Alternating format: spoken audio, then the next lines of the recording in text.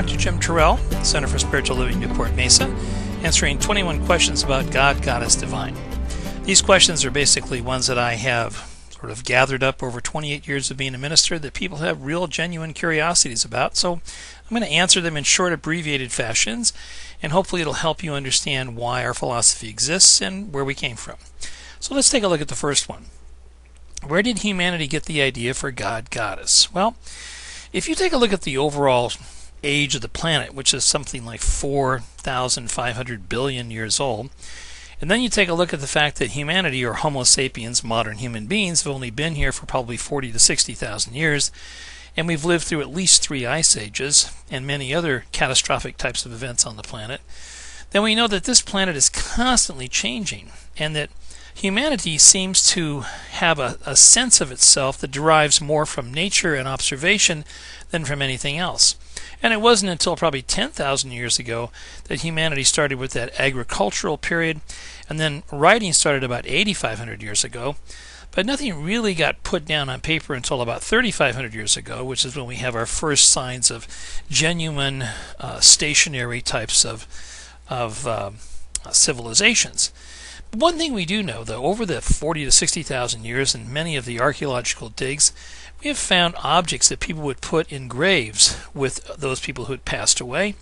And the assumption, we don't know for sure, was that these were items that people would need in the afterlife. So the concept of an afterlife has lasted for a long time. So where did people get the idea of God or Goddess? Well, when they would look at the impermanence of the planet, and they would look up at the stars, and they'd think the stars were pretty permanent because they seem to be set.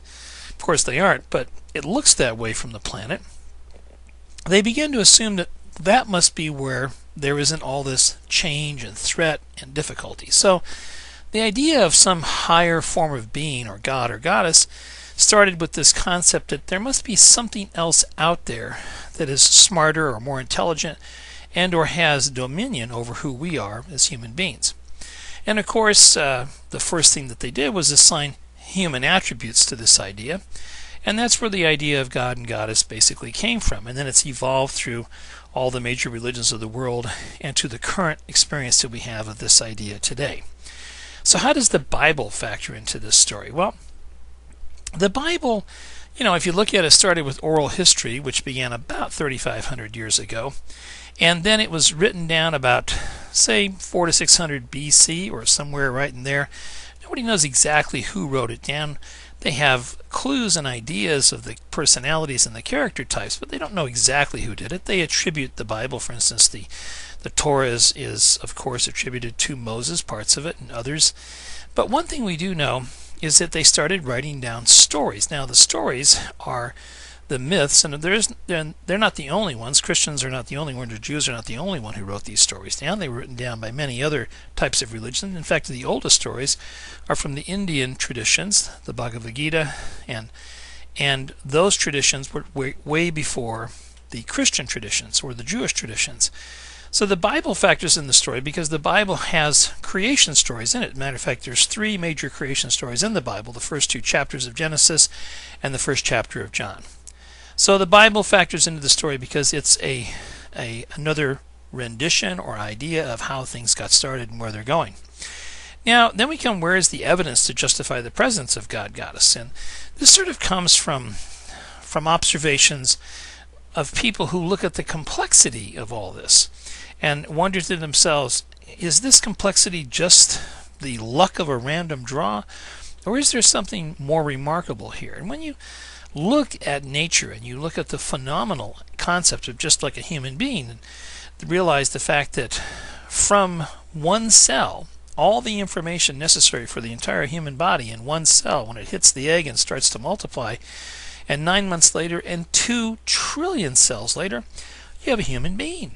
And you're wondering to yourself, is that just the luck of the draw, or is there something more phenomenal here? So the evidence to justify the presence of God, I think, comes primarily from the fact that people see and observe the phenomenal nature of living and life itself. And if they're not too caught up in their emotional worlds or in their worlds of psychology or their worlds of anger or resentment and so on, then usually they can have a look at the nature of how life operates and Many, but not all, would come to the conclusion that there has to be some greater power operating here.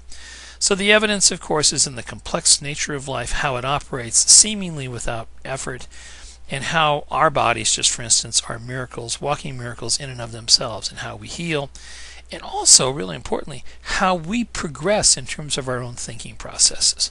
So those are the first three questions, and I'm going to be answering more, and I hope you'll join me as I do. And so let's do a little short prayer. Let's just know together that the presence of God's love moves and has its being in the heart and mind of all of life, because all of life is promoted and put forth by this wonderful heart of the divine. The heart of the divine is charged with one thing: love. As that love moves by means of each of us, then we know that we have individualized a greater idea of ourselves in this idea that God is. And as I speak my word for you, I speak my word for myself, knowing that our lives are now so grown and so open that we see life from such a divine point of view that we honor, cherish, and respect everything. I say thank you, God, for that experience. Thank you for the opportunity. As I let go of this word, the word's the law and the law is in motion, and so it is. Have a great day.